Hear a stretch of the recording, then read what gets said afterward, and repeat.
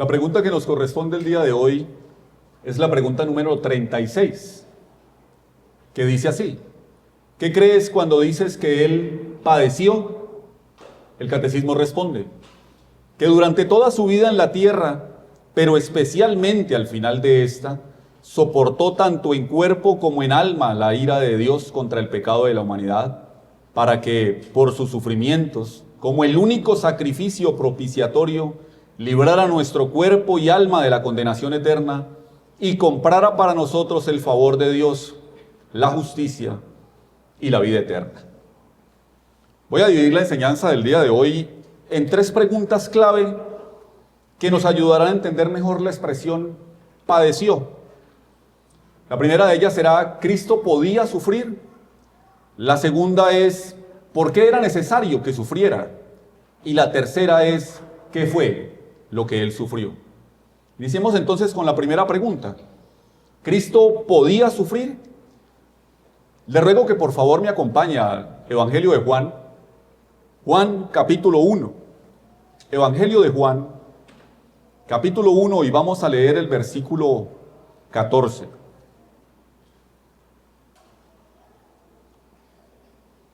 Dice así la bendita palabra del Señor: y el Verbo se hizo carne y habitó entre nosotros, y vimos su gloria, gloria como del unigénito del Padre, lleno de gracia y de verdad. El Verbo se hizo carne. Dijo Gregorio Nacianceno: lo que no se asume, no se redime.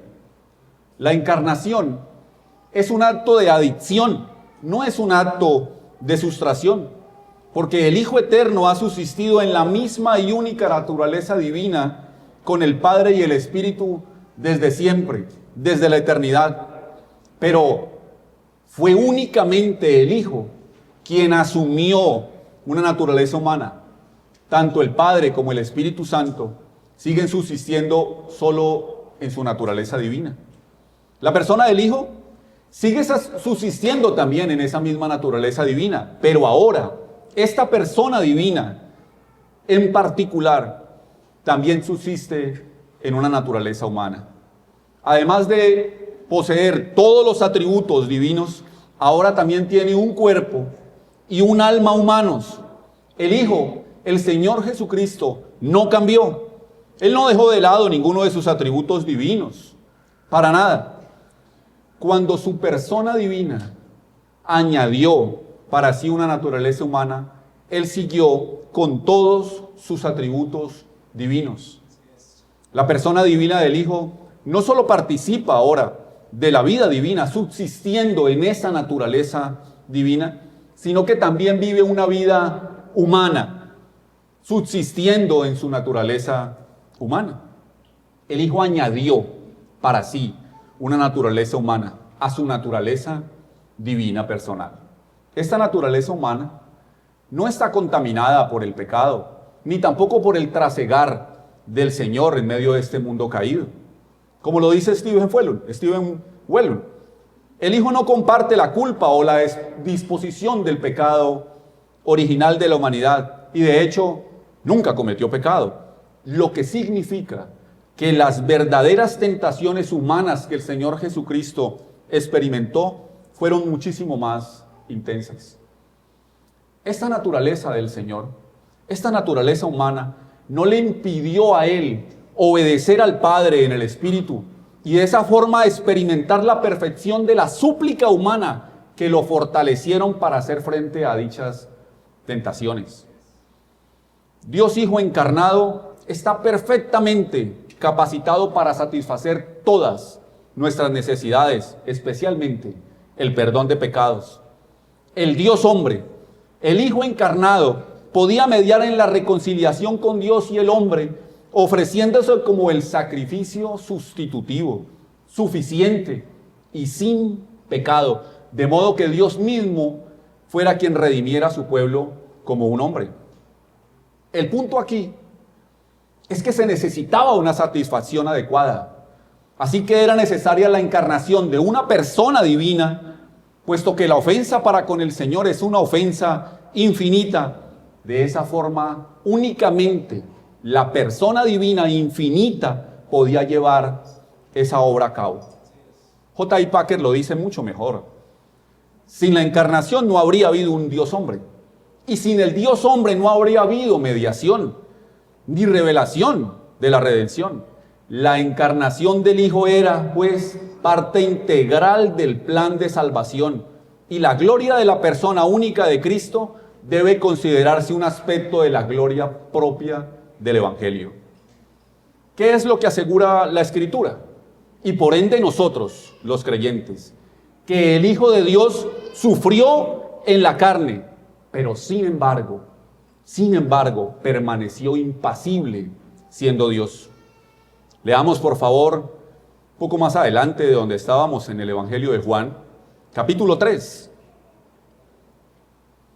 Juan capítulo 3, el versículo 13. Esta plática que el Señor tuvo con Nicodemo, el versículo 13 dice: nadie subió al cielo, sino el que descendió del cielo, el Hijo del Hombre que está en el cielo.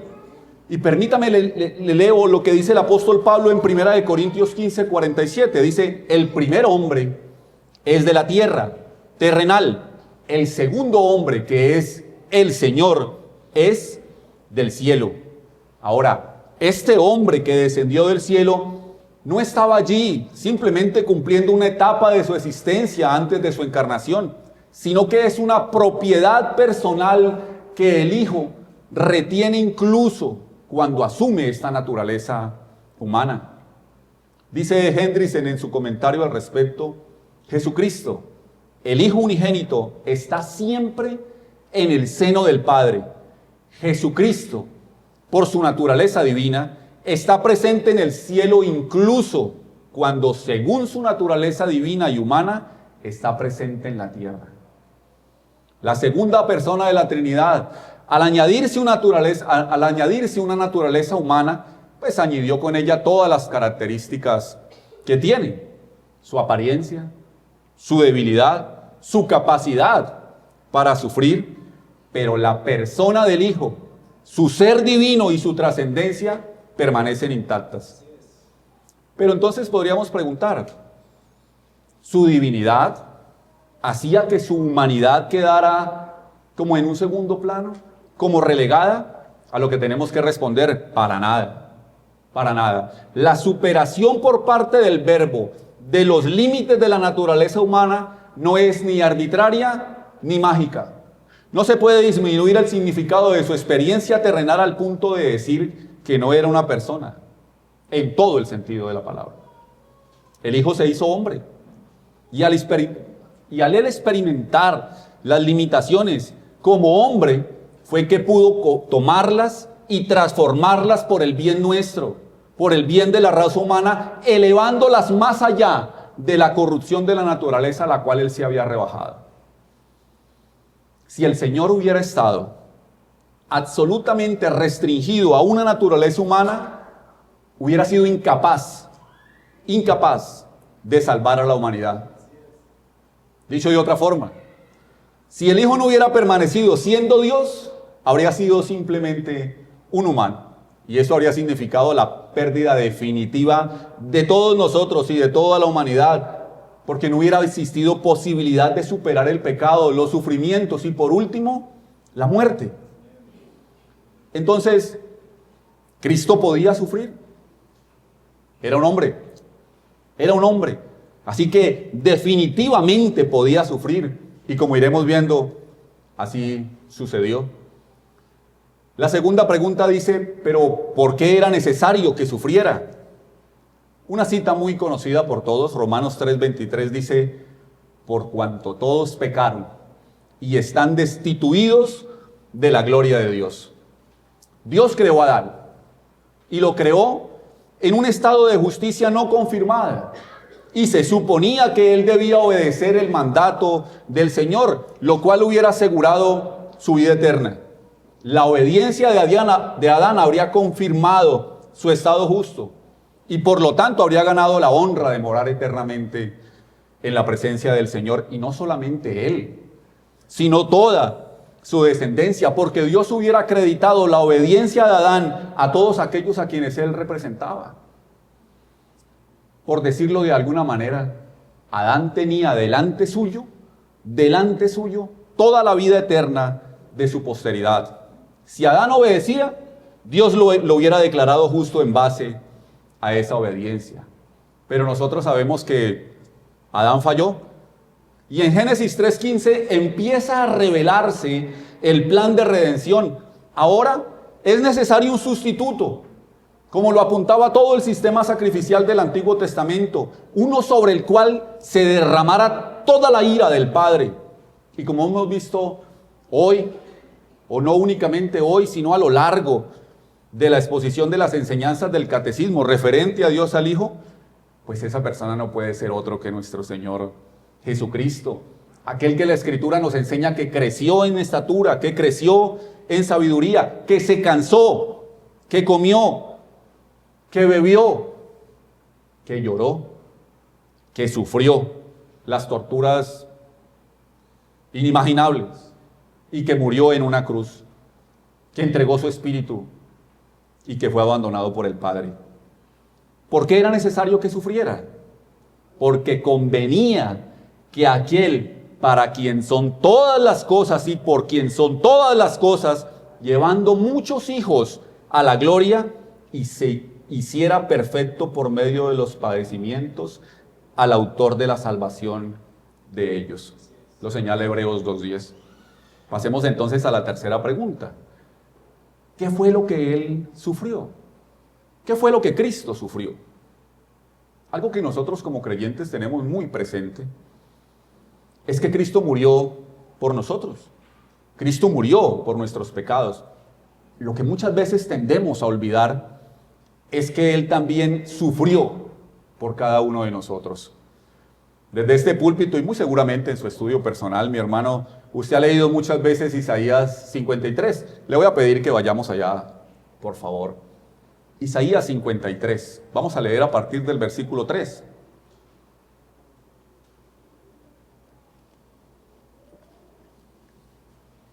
Esto es lo que conocemos como el siervo sufriente. Dice el versículo 3. Despreciado y desechado entre los hombres, varón de dolores, experimentado en quebranto, y como que escondimos de él el rostro, fue menospreciado y no lo estimamos. Ciertamente llevó él nuestras enfermedades y sufrió nuestros dolores, y nosotros le tuvimos por azotado, por herido de Dios y abatido. Mas él herido fue por nuestras rebeliones, molido por nuestros pecados. El castigo de nuestra paz fue sobre él, y por su llaga fuimos nosotros curados. Todos nosotros nos descarriamos como ovejas, cada cual se apartó por su camino, mas Jehová cargó en él el pecado de todos nosotros. Cuando se preguntó, ¿podía sufrir? Llegamos a la conclusión que sí, porque era verdaderamente humano. Siendo Dios, se humilló, se rebajó en el ser igual a nosotros, pero sin pecado, inocente, sin mancha. También respondimos a la pregunta, ¿por qué era necesario que sufriera? Para poder salvar a una humanidad caída. Pero entonces, ¿qué fue lo que sufrió? Siendo un bebé, fue perseguido para matarlo. Cuando inició su ministerio, luego de unas cuantas palabras, las personas con las que estaba hablando, los judíos, lo sacaron de la ciudad para lanzarlo por un abismo.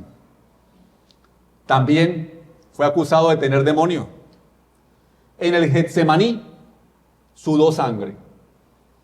Esto es una dilatación de los vasos capilares que causan una rotura y que a su vez provocan un sangrado por cada uno de los poros del cuerpo, de los cuales le caían grandes gotas de sangre hasta la tierra, como lo dejó registrado el médico Lucas en el capítulo 22, versículos 43 y 44, que luego de esto su piel quedó totalmente lesionada, dolorida y muy sensible.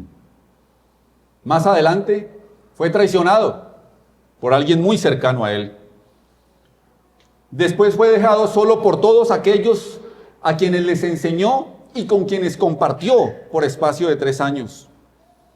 En Juan 18:22 encontramos que ya en el interrogatorio fue golpeado en la boca por un alguacil del sumo sacerdote, dice la Escritura. Aquí se utiliza, para hablar del golpe, de la bofetada, se utiliza una palabra griega que llama mucho la atención, que es rapisma, y que no siempre se utilizaba como bofetada, sino como bastonazo, refiriéndose a un pequeño palo de madera entre 4 y 5 centímetros que estos hombres sostenían en la mano. Y con esto fue que golpearon la cara del Señor. Cuando en la casa de Caifás se pronunciaron aquellas palabras, el reo de muerte, en Mateo 26, versículo 66, inmediatamente en el versículo 67 se nos dice que le escupieron el rostro y le dieron de puñetazos y otros le abofeteaban. Recordemos que su piel está muy sensible por el sudor de sangre. Después de esto fue negado por el apóstol Pedro. Una vez entregado a Pilato, éste le hizo castigar. Y así lo hicieron los soldados, con un látigo que se llama flagellum taxilatum, que consiste en un ramal de 3 cuerdas que en sus puntas tienen huesos filosos. Todo el tórax, mi hermano, todo el tórax, todo el abdomen, los brazos y las piernas del Señor recibieron los azotes de estos hombres que con una ira enfermiza lo azotaron. Después, como si esto fuera poco, lo llevaron a protagonizar algo que se llama el juego del rey, donde fue desnudado y sentado en un banco de piedra, donde le pusieron una capa púrpura y le pasaron un pedazo de caña que hacía las veces de cetro. Luego le encasquetaron con odio una corona de espinas para empezar después a decirle, como está registrado en el Evangelio de Marcos, capítulo 15, versículos 18 y 19, salve, rey de los judíos. Y le golpeaban en la cabeza con una caña y le escupían. Y puestos de rodillas le hacían reverencias. Luego Pilato lo condenó a morir en una cruz. Dice Mateo capítulo 27, versículo 31, que le quitaron el manto y le pusieron sus vestidos y lo llevaron para crucificarle. En el camino al Calvario, el Señor carga la cruz con los más terribles dolores, en una mortal angustia, seguramente fiebre, dificultad respiratoria. Esto sin contar las laceraciones producidas por la caída. El peso de la cruz hacía que se cayera sin fuerza en sus brazos, probablemente de cara. Ya en el Calvario fue despojado de sus vestidos, que obviamente debían estar pegados a su piel por la sangre. Y con la misma hazaña con la que fue azotado, sus vestidos le fueron arrancados. Lo arrojan al piso. Sus heridas se llenan de polvo y de pequeñas piedrecillas, y sus manos santas y sus pies fueron traspasados. Ya en la cruz, el peso de su cuerpo hacía que cayera, resbalando sobre el madero, causando un dolor inimaginable. Pero con sus pies atravesados por los clavos, volvía a empujar otra vez hacia arriba porque su sufrimiento aún no estaba completo. Aparte de eso, recibió las injurias de aquellos con quienes estaba crucificado, las injurias de los soldados, de los espectadores y de aquellos que todavía seguían pidiéndoles señales. En mortal angustia lanza un grito desgarrador: Dios mío, ¿por qué me has desamparado? Como dice Stephen Wellum, este no es el clamor de una naturaleza humana. Este es el clamor de una persona, el Hijo eterno que cargó con nuestro pecado y la ira del Padre y experimentó el sufrimiento, la muerte y el abandono que no podemos comprender para que nosotros no tengamos que temerlo. Es imposible para cualquiera responder entonces la pregunta: ¿qué fue lo que sufrió? Baste con decir que fue un sufrimiento indecible de proporciones inimaginables, y todo esto únicamente por amor. Cuando como creyentes en nuestro diario vivir recibamos las tentaciones, tanto externas como las internas, debemos recordar que la posición que nosotros ahora tenemos en Cristo no es simplemente porque Él murió por nuestros pecados, sino porque desde su nacimiento hasta la cruz sufrió, y que ese sufrimiento fue un sufrimiento sustitutivo. Él era inocente, mi hermano. Los culpables éramos nosotros. Éramos nosotros los que merecíamos ese castigo. Quiero terminar con las palabras del doctor Albert Mohler, que dijo que para aquellos cuyos ojos no han sido abiertos por el Espíritu de Dios, la muerte de Jesús equivale a nada menos que un hecho brutal de la historia. Sin embargo, para aquellos que han puesto su fe en Cristo y han experimentado el poder de la resurrección, la muerte de Jesús se presenta como una paradoja, al mismo tiempo la verdad más trágica y a la vez la más gloriosa que se pueda llegar a imaginar.